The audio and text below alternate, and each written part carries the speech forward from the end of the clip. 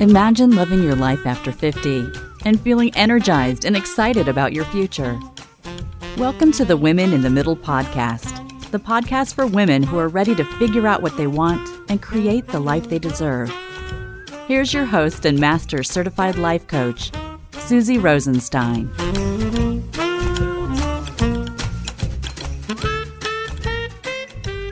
Hey there, today's episode is all about celebrating the gift of milestone birthdays, especially 50 and 60. And I also have a fun new workshop to tell you about, so let's go.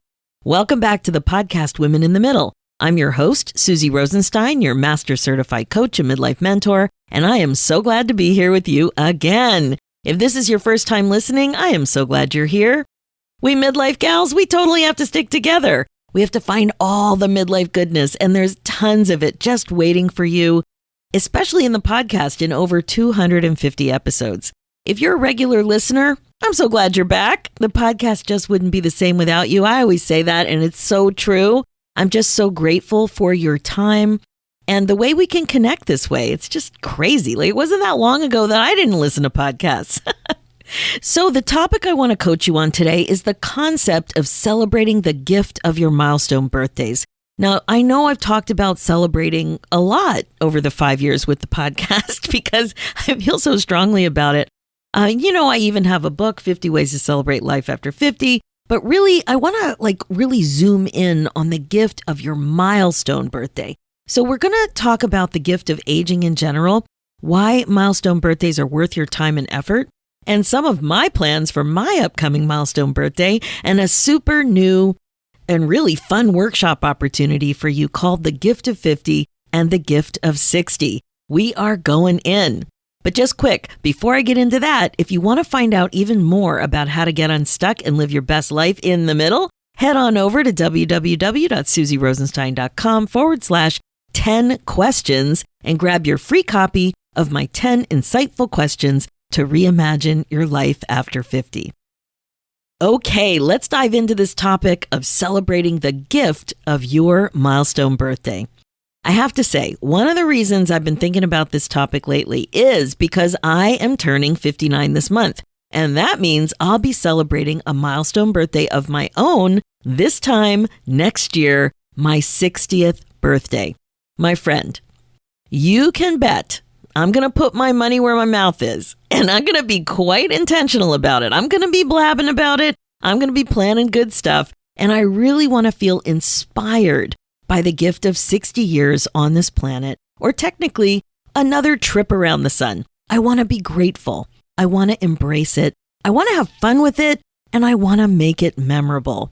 Now, as a listener, you may remember why I really appreciate this whole topic from this perspective. I have far outlived both of my parents. They didn't have the gift of aging. They died way too young. And for sure, this is a main reason why I feel so strongly about this topic. I can't help it. When you have the privilege of aging, why not make it really good on purpose? So I've come up with an idea that I'm slowly getting my head around. For me, it's going to be what I'm affectionately referring to as 6 in 60. That's 6 meaningful and or interesting experiences in my 60th year. I'm going to make sure to plan and experience these things on purpose, and they are going to be awesome. Now, notice the words I'm using to define the experiences: meaningful and or interesting. I'm letting those words inspire my brainstorming. Meaningful and or interesting. Now, I'm sure most meaningful experiences are interesting, but for brainstorming, I wanted to separate them because right away they do feel a little different. So far, I've only come up with one of these ideas, but it was a doozy. I got quiet and I focused on allowing these ideas to come into my mind. And the very first one was so clear and obvious. Do you know what it was? It is to go back to the best place on earth to have friendly encounters with whales. And that is San Ignacio Lagoon in Baja California, which is in Mexico. Now, I want to repeat this life-changing trip that I took way back in 1992, 30 years ago. So I Googled it. I looked it up again. I went online. Now, back in the day when I originally booked it, it was a brochure. Like I had to write, put a stamp on an envelope and ask this company to send me a brochure. But now it's so easy. So I Googled the company and I looked up the trip that I took, and it's still available. And it is so much better than what I did in 1992. This company is just amazing. They're handling these trips in the most eco-friendly and respectful way for the land, for the whales, and for everything. And the next thing I knew, bam, it's done and I'm booked. It's called Baja Expeditions. Now, this trip is way fancier than it was back then. Now it's more like glamping, like a pop-up hotel kind of experience. When I did it, it was camping, like it was just a tent and a cot and a porta potty that was far away, or it seemed like far away in the middle of the night. And it's scary because you heard coyotes. Now there's a toilet in the tent. Amazing. But it's just still a temporary base camp in the middle of nowhere. Like, it's amazing what they do to make it comfortable and something that more people would be comfortable with to access this unbelievable experience. So it seems a lot fancier now, but still there's amazing attention to everything that is required for this type of eco-friendly experience. So the other thing I did was that I invited the members from the Women in the Middle Academy. And what do you know? A few more adventurous whale watchers will be in absolute awe right along with me next year. It is heaven. I am just so excited to share this experience. It was definitely one of the most awesome and spiritual experiences of my life. I've talked about this in detail in episode 75, why it's important to have a whale of a passion, and I will share this link in the show notes. But I mean, I'm sure if you're a regular listener, you're not that surprised that this is the first idea that popped into my head. But anyway, I did talk about it in episode 75 if you want to hear more details. All 6 of the 6 in 60 experiences, they won't all be the same. They won't be like expensive and extensive and like really, big, really big experiences. Some will be free, but the bottom line is that they will be intentional, meaningful, interesting, and intentional. So turning 50 and 60 are milestone birthdays for sure. I think most people would agree. But you might be wondering, what does that even mean? Exactly what is a milestone birthday anyway? So I looked it up, as I often do, and the definition was a little disappointing, I have to say. It's kind of weak. The descriptions, the definition, they were weak. They hinted at special birthdays, big birthdays, and landmark ages, like turning points. But what defines special? What defines landmark in this context? I bet you know the answer to that. I talk about it all the time. It's your thoughts. But I think the idea is that they're kind of obvious age markers that we might just want to celebrate a little bit more. Like more than a card and more than a cupcake or more than like going out with your friends or, something just a little bit more than those special decorations that put 50 in gold. You know what I mean? In whatever way feels amazing to you. They feel more substantial and worthy of noting in some way, like turning the page on a chapter, on another decade perhaps, that sort of thing. Another thing I think of with milestones like this that I just love is that they serve as kind of a reminder to reflect on where you're at in your life. What's going well? What could go better? What else do you want to focus on and have fun with going forward? In other words, what do you want? Are you going to do something about making what you want become a reality? Now, this is where a lot of us get stuck in midlife. Like, insert screeching halt sound there. You get out of practice. So many women in the middle haven't been thinking about what they want for decades. So it's just so easy for the business of life with family or with careers, aging parents, like all of it. Everything can just get in the way of putting yourself first. So like I said, you get out of practice of even being in touch with that. But if you don't get more comfortable putting what you want in your life on your agenda. Nobody will. It really is an act of self-care because it's related to you feeling more fulfilled and you feeling happier. And the bonus is that it's an actual step toward you regret-proofing your life. As I mentioned, you don't need a milestone birthday to prioritize yourself. In fact, I had a very interesting conversation with two midlife men recently about this. I shared my 6 in 60 idea, and quite frankly, I was a bit startled by their response that was also tainted with a bit of mansplaining that they weren't even aware of. Now, these were lovely guys too, but they were oblivious about the way they were responding to my idea, telling me that they would never feel the need to wait for a milestone birthday to do what they wanted to do. I explained that they weren't my target population, clearly. And then I started to process how different it must be to go through life having more ease and comfort with putting yourself first. No guilt, no discomfort, no feeling indulgent, like all of those shenanigans. Wasn't part of that conversation at all. It was much cleaner. They just have the realization that you want something and then you just go after it. That was it. Chick chuck, done. It was a bit of a reminder wake-up call for me, actually, that this work is so necessary. The work of the podcast, the work of my coaching practice, the work with the women in the middle. As midlife women, some of us we totally think like this, or we learn to think this way somewhere along the line, but it's super common not to put yourself first. I've coached on this over and over again. I don't know the stats, but I do know what the mindset shift looks like when my clients experience it. And it is glorious. Glorious! Like, I just start grinning. Sometimes I tear up when there is like a massive insight, or the shift isn't instantaneous, but you see the shift over time as the work sinks in, the awareness of their thinking sinks in. Like, honestly, glorious is the best word I can describe, that I can use to describe this. I'm more committed than ever before to help women like you, women in the middle, embrace this period of their lives.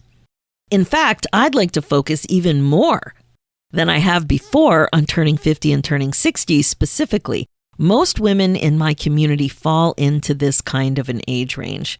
Is this you? You're pushing 50, just turned 50, are floating in that decade somewhere, or maybe you're pushing 60 or early to mid 60s, right? Something like that. Of course, there are women in the middle, older and younger too. As I've discussed before, it's kind of an age and combination of stage thing that makes you feel like a woman in the middle, but that seems to be the majority. And also, as I mentioned, as a society, we tend to think of these milestone birthdays as a bigger deal, like there's more emotion and weight attached to them. Some of us embrace them, some of us celebrate them, some of us minimize them, some of us ignore them. Some of us struggle with them. I have to say, I see all of these reactions and coach on the broad range of emotions, as well as the mindset that is creating them. You know the thing with your thoughts. That's really the reason that so many of us don't feel great about milestone birthdays, because we have some wacky, unhelpful thoughts about aging. Even when you think your thoughts are clean and that you're cool about aging, you might find some thoughts that are sneaky and you don't even notice them. But the thing about thoughts is that they create your feeling state. So if you have a sneaky, unhelpful thought, it will create an emotion that probably won't feel that great, and you may not even understand what's going on. This even happened to me recently. I found a sneaky thought last year that really surprised me because I totally thought that I was cool about aging. I mean, especially after doing all of this work with women in the middle for as long as I have. And the podcast is 5 years in.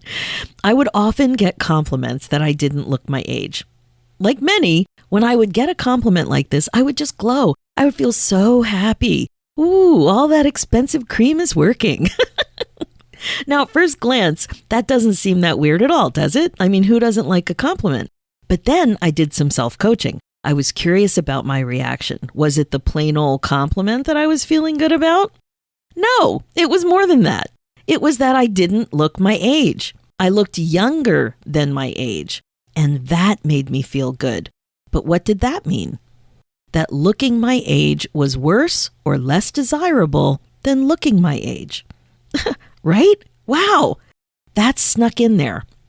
A thought that aging wasn't as cool as I thought.